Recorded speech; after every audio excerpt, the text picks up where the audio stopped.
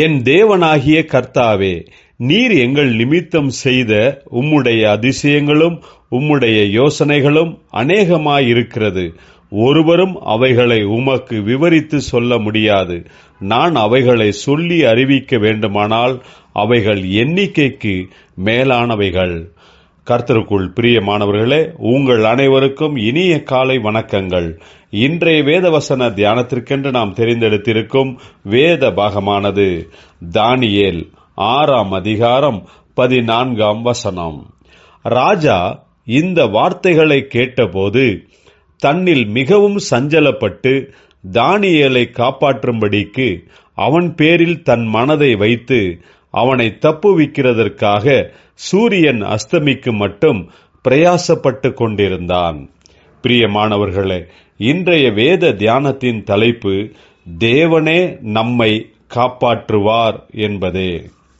தானியேலுக்கு தேவனுடைய கிருபையும் ராஜாவின் கண்களில் தயவும் அதிகமாகவே கிடைத்திருப்பதைக் கண்ட மற்றவர்கள் பொறாமையினால் மிகவும் தந்திரமாக திட்டம் தீட்டினார்கள்.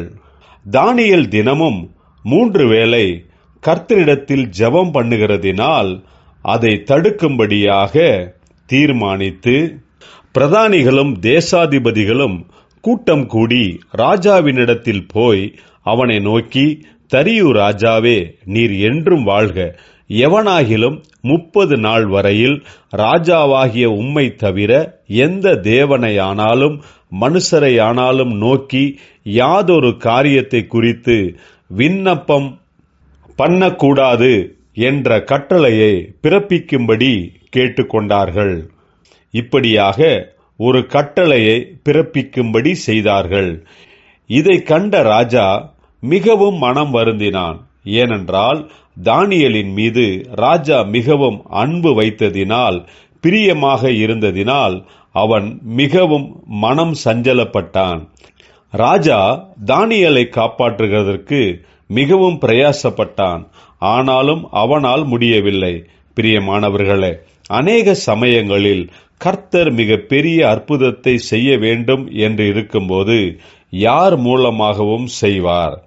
தானியேலை சிங்கத்தின் கெபியில் போட்டார்கள்.